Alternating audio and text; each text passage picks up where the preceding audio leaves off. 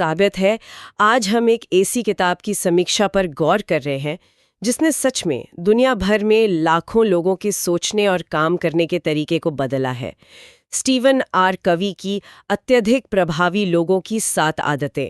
हमारे पास इसका एक विश्लेषण है और हम कोशिश करेंगे कि इसकी जो सबसे ज़रूरी बातें हैं वो निकल कर आए। हाँ बिल्कुल। हमारा मकसद सिर्फ ये नहीं कि हम आदतों की लिस्ट गिना दें, नहीं, बल्कि ये समझना है कि ये विश्लेषण इनके बारे में क्या खास बताता है।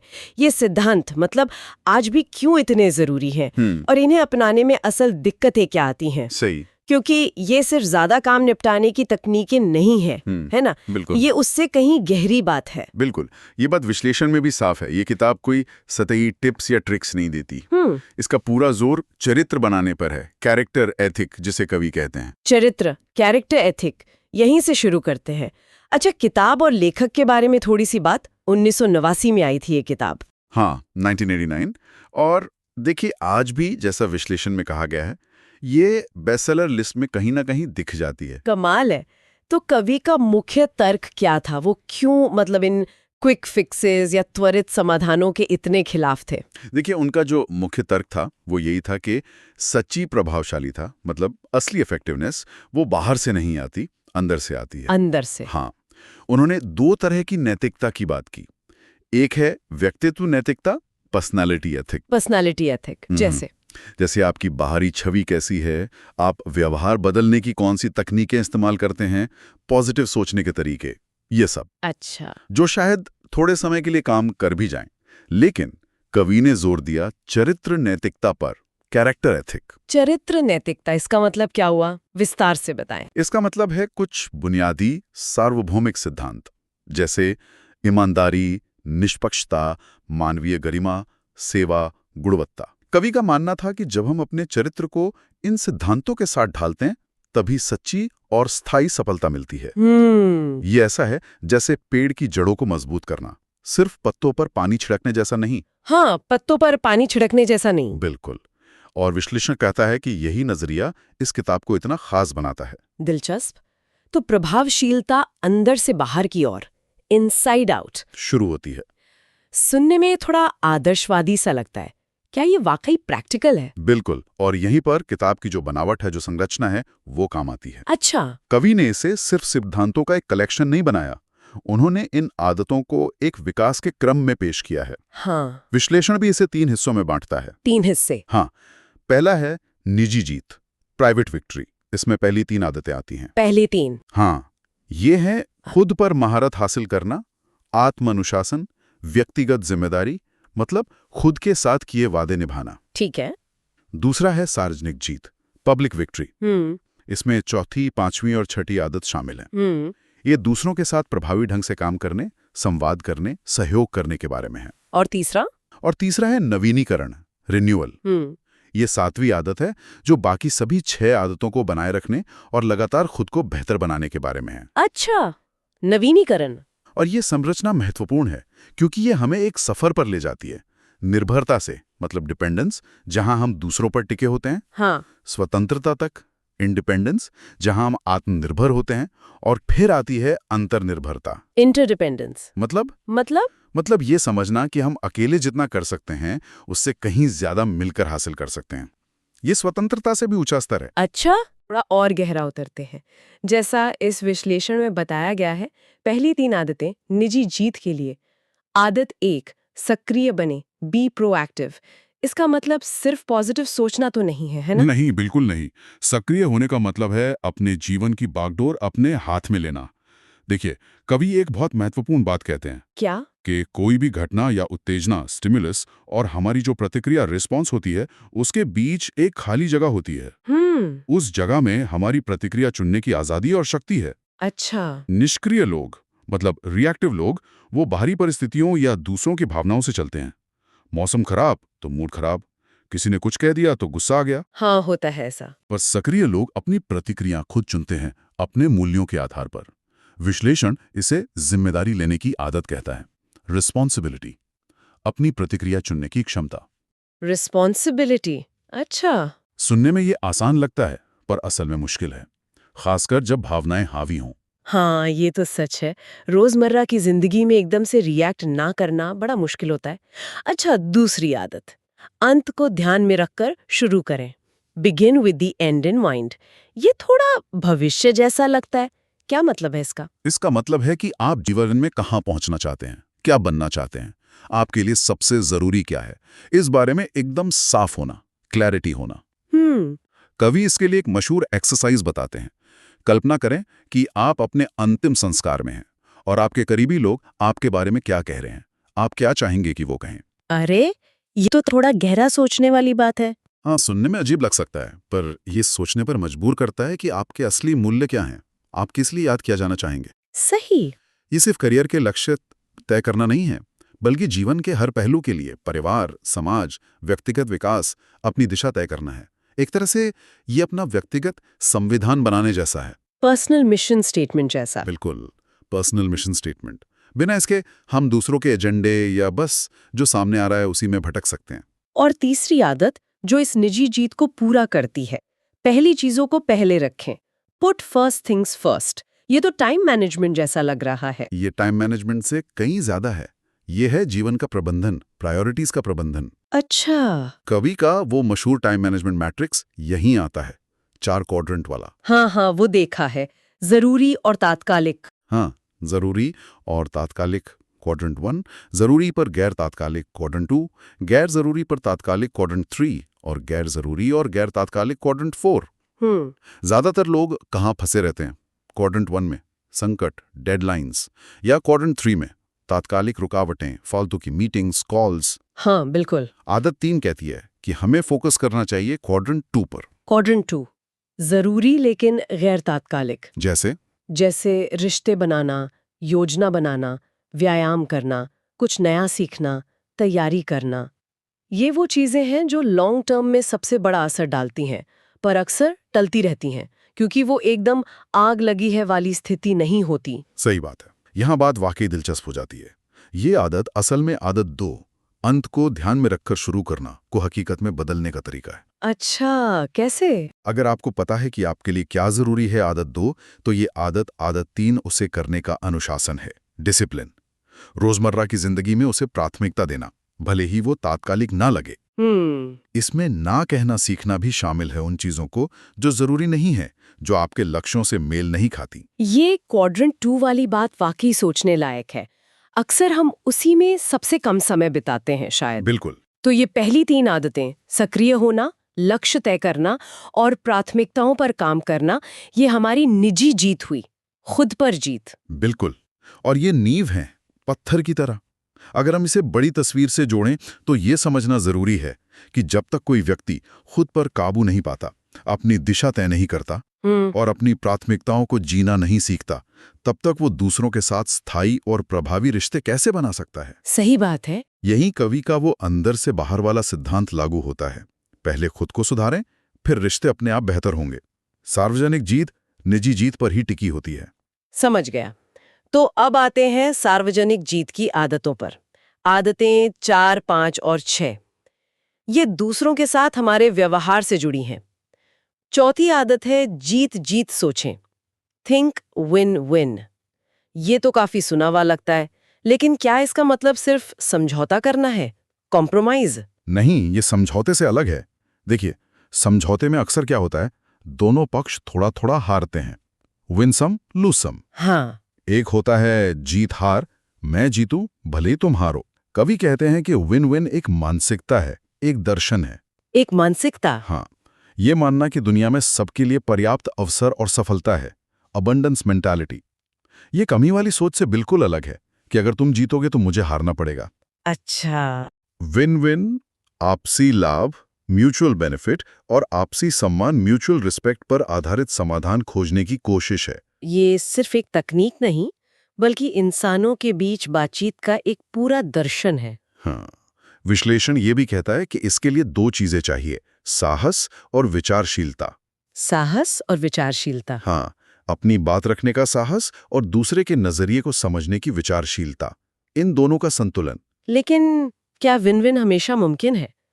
क्या कभी ऐसी स्थिति नहीं आती जहां किसी एक का नुकसान होना तय ही है? ये एक बहुत अच्छा सवाल है और व्यवहारिक भी। कूवी मानते थे कि ज्यादातर स्थितियों में विन विन संभव है अगर हम रचनात्मक रूप से सोचें और सहयोग करें। लेकिन वो ये भी मानते थे कि अगर विन विन समाधान नहीं मिल पा रहा है तो शायद सबसे अच्छा विकल्प नो डील हो, मतलब कोई समझौता नहीं। No deal. हाँ, बजाय इसके कि कोई एक पक्ष खराब समझौते के लिए मजबूर हो या बाद में पछताए।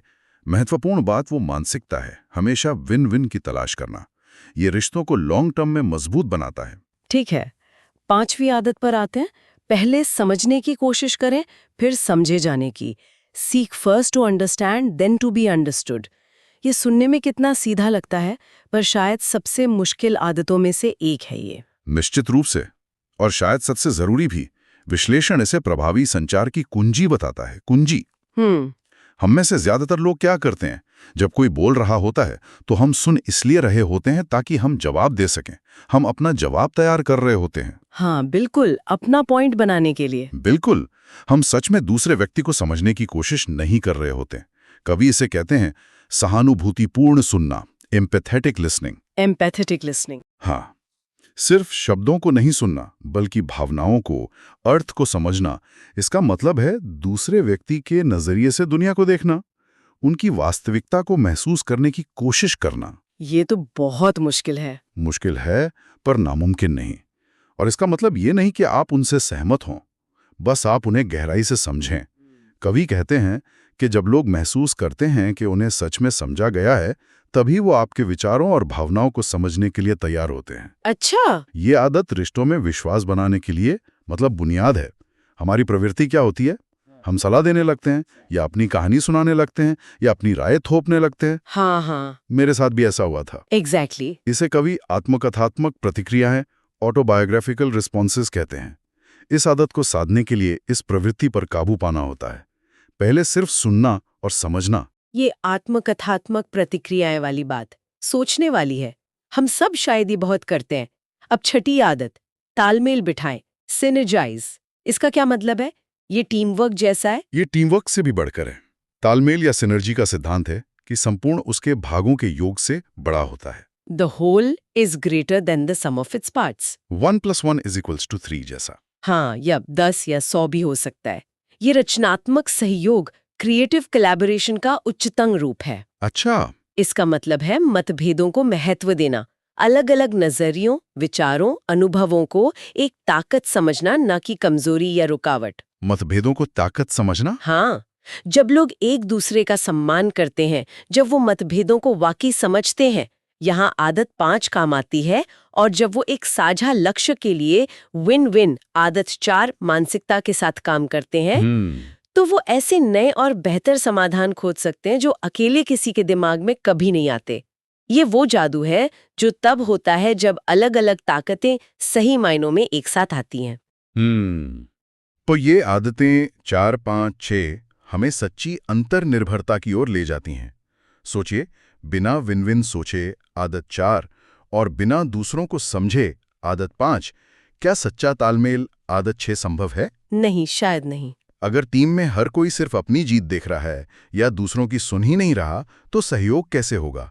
वो तो सिर्फ लोगों का एक समूह होगा, एक सिनर्जिस्टिक टीम नहीं। सही। ये एक महत्वपूर्ण सवाल उठाता है। क्या हम सच में मतभेदों को महत्व देने और उनसे सीखने के लिए तैयार हैं, या हम सिर्फ उन्हीं लोगों के साथ काम करना पसंद करते हैं जो हमारी ही तरह सोचते हैं? सिनर्जी के लिए असुरक्षा और अहंकार को पीछे छोड़ना पड़ता है। ये बात तो है। तो ये हो गई सार्वजनिक जीत की आदतें। अब आखिर में 7वीं आदत, जो इन सब को टिकाऊ बनाती है, आरी तेज करे। शॉर्पन द सॉ, ये नाम कहाँ से आया? ये थोड़ा अजीब है। हाँ, ये एक कहानी से आता है। एक लक्कड़हारा था जो पेड़ काटने में इतना व्यस्त था, इतना मगन था कि उसके पास अपनी आरी तेज करने का समय ही नहीं था। अच्छा, नतीजा? वो ज्यादा मेहनत कर रहा था पर पेड़ कम कट रहे थे। उसकी आरी कुंद हो गई थी। कवि कहते हैं कि हम भी अक्सर जीवन में यही करते हैं। मतलब आदत 7 हमारे सबसे महत्वपूर्ण संसाधन यानी खुद को नवीनीकृत, रिन्यू करने के बारे में है। लगातार। इसके 4 मुख्य आयाम हैं। 4 आयाम कौन कौन से? पहला, शारीरिक व्यायाम, सही खाना पीना, पर्याप्त आराम, तनाव का प्रबंधन, हमारा शरीर। ठीक है। दूसरा, मानसिक, पढ़ना, लिखना, कुछ नया सीखना, योजना बनाना, गहराई से सोचना, हमारा दिमाग। तीसरा, सामाजिक भावनात्मक, दूसरों के साथ सार्थक रिश्ते बनाना, सहानुभूति रखना, सेवा करना, हमारा दिल और रिश्ते। ओके। और चौथा, आध्यात्मिक, अपने मूल्यों को स्पष्ट करना, उन्हें जीना, प्रकृति से जुड़ना, ध्यान करना, कला या संगीत का आनंद लेना। ये हर किसी के लिए अलग हो सकता है, हमारी आत्मा या अंतरात्मा। शारीरिक, मानसिक, सामाजिक, भावनात्मक और आध्यात्मिक। हाँ, ये आदत बाकी 6 को संभव बनाती है और उन्हें शक्ति देती है। विश्लेषण इसे संतुलन और निरंतर सुधार का सिद्धांत कहता है। संतुलन। हाँ, अगर हम खुद का ध्यान नहीं रखेंगे, इन चारों आयामों में अपनी आरी तेज नहीं करेंगे, तो हमारी क्षमताएं कुंद हो जाएंगी। फिर हम प्रभावी नहीं रह पाएंगे, चाहे हम बाकी आदतें कितनी भी अच्छी तरह जानते हों। सही बात है। ये बर्नआउट से बचने और लंबे समय तक प्रभावी बने रहने की कुंजी है। ये कोई लग्जरी नहीं, ये जरूरत है। ये चारों आयाम सच में महत्वपूर्ण है। अक्सर हम किसी एक या दो पर ही ध्यान देते हैं और बाकी को शायद भूल जाते हैं। तो ये थीं 7 आदतें। विश्लेषण इस किताब की कुछ ताकतों पर भी रोशनी डालता है। जाहिर है, इतनी लोकप्रिय है तो ताकतें तो होंगी ही। हाँ बिल्कुल, विश्लेषण कहता है कि इसकी सबसे बड़ी ताकत इसके सिद्धांतों का कालातीत और सार्वभौमिक होना है। कालातीत और सार्वभौमिक। हाँ, मतलब ये सिद्धांत किसी एक संस्कृति या समय तक सीमित नहीं है। ईमानदारी, जिम्मेदारी, आपसी सम्मान, सहयोग, ये हमेशा हर जगह प्रासंगिक रहेंगे। दूसरी ताकत है इसका संतुलन। ये सिर्फ व्यक्तिगत सफलता पर फोकस नहीं करती, बल्कि दूसरों के साथ रिश्तों पर भी उतना ही जोर देती है। वो निजी और सार्वजनिक जीत का संतुलन। ठीक है। और तीसरी, इसकी संरचना काफी स्पष्ट है। वो जो विकास का क्रम है, निर्भरता से स्वतंत्रता, फिर अंतर्निर्भरता तक, वो लोगों को समझने और लागू करने में मदद करता है। लेकिन क्या इसकी कोई आलोचना भी है? मतलब कोई कमी, हर चीज परफेक्ट तो नहीं होती? नहीं, बिल्कुल नहीं होती। और विश्लेषण कुछ आम आलोचनाओं का भी जिक्र करता है। जैसे? एक तो कुछ लोगों को ये किताब थोड़ी लंबी और दोहराव वाली लग सकती है। रेपिटेटिव। खासकर अगर वो जल्दी जल्दी समाधान ढूंढ रहे हों। अच्छा। भाषा भी कई बार थोड़ी अकादमिक या कॉर्पोरेट जैसी लग सकती है, आम बोलचाल वाली नहीं। और सबसे महत्वपूर्ण बात है, जिस पर विश्लेषण ने भी जोर दिया है, ये आदतें कोई जादू की छड़ी नहीं है। इन्हें जानना एक बात है और इन्हें जीना बिल्कुल दूसरी। बिल्कुल। इन्हें जीना, इनमें महारत हासिल करना, इसके लिए लगातार अभ्यास, आत्मजागरूकता और सच्ची प्रतिबद्धता चाहिए। डेडिकेशन। ये कोई 30 दिन का चैलेंज प्रोग्राम नहीं है। ये जीवन भर चलने वाली यात्रा है। ये कोई क्विक फिक्स नहीं है। ये चरित्र में गहरे बदलाव की मांग करते हैं, जिसमें समय लगता है, मेहनत लगती है। तो कुल मिलाकर इस सब का आज के दौर में क्या मतलब है?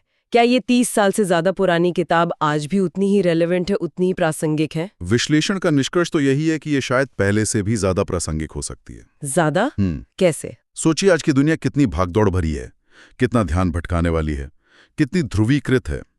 ऐसे में ये सिद्धांत और भी जरूरी हो जाते हैं। उदाहरण के लिए? जैसे सक्रिय होना, आदत 1।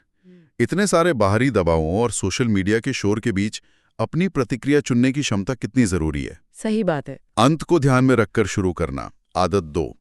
इतने सारे विकल्पों और शोर के बीच अपने असली मूल्यों और लक्ष्यों को पहचानना। मुश्किल है ये। पहली चीजों को पहले रखना, आदत 3। लगातार आते नोटिफिकेशंस और तात्कालिक मांगों के बीच जरूरी चीजों पर फोकस करना। जीत जीत सोचें, आदत 4। बढ़ती प्रतिस्पर्धा और हम बनाम वो की मानसिकता के बीच सहयोग के रास्ते खोजना। बहुत जरूरी। पहले समझें फिर समझे जाएं, आदत 5। अलग अलग विचारों वाले लोगों के बीच संवाद और सहानुभूति को बढ़ावा देना। आज इसकी कितनी जरूरत है। हाँ, बहुत ज्यादा। तालमेल बिठाएं, आदत 6। दुनिया की जटिल समस्याओं को हल करने के लिए अलग अलग दृष्टिकोणों का लाभ उठाना। और 7वीं आदत? आरी तेज करें, आदत 7। बर्नआउट और मानसिक स्वास्थ्य की चुनौतियों के इस दौर में आत्म देखभाल को प्राथमिकता देना। तो इसकी प्रासंगिकता बनी हुई है क्योंकि ये सतही तकनीकों के बजाय गहरे मानवीय सिद्धांतों पर आधारित है। ये सिर्फ करने, डूइंग के बारे में नहीं, बल्कि होने, बीइंग के बारे में है। एक स्थायी प्रभावशीलता का खाका पेश करती है। तो स्टीफन कवी की 7 प्रभावी आदतों के इस समीक्षा के जरिए हमने देखा कि कैसे चरित्र और सिद्धांत ही सच्ची प्रभावशीलता की नींव हैं। ये यात्रा खुद से शुरू होती है, फिर दूसरों तक पहुंचती है और लगातार खुद को बेहतर बनाते रहने से जारी रहती है। बिल्कुल, ये सिर्फ काम निपटाने के गुर नहीं है। ये एक सार्थक और संतुलित जीवन जीने का नजरिया है, एक फलसफा है। ये आदतें हमें न सिर्फ ज्यादा प्रभावी बनाती हैं, बल्कि शायद ज्यादा बेहतर इंसान भी बनाती हैं। आज की इस चर्चा के बाद एक सवाल है जो सोचने के लिए छोड़ जाते हैं। अगर किसी को इन 7 आदतों में से सिर्फ एक को चुनना हो, सिर्फ एक, जिसे अपनाने से उसके जीवन में सबसे बड़ा, सबसे सकारात्मक बदलाव आ सकता हो, तो वो कौन सी आदत होगी और क्यों? इस पर जरूर सोचिएगा। दोस्तों, उम्मीद करता हूं कि ये रिव्यू आपको पसंद आया होगा। आपको क्या लगता है इस किताब का सबसे बड़ा सबक क्या है? कमेंट करके जरूर बताना। हाँ, बिल्कुल। अगर आपको ऐसी और भी वीडियो चाहिए तो इस वीडियो को लाइक करें और सब्सक्राइब करना मत भूलना। मिलते हैं अगले पॉडकास्ट में।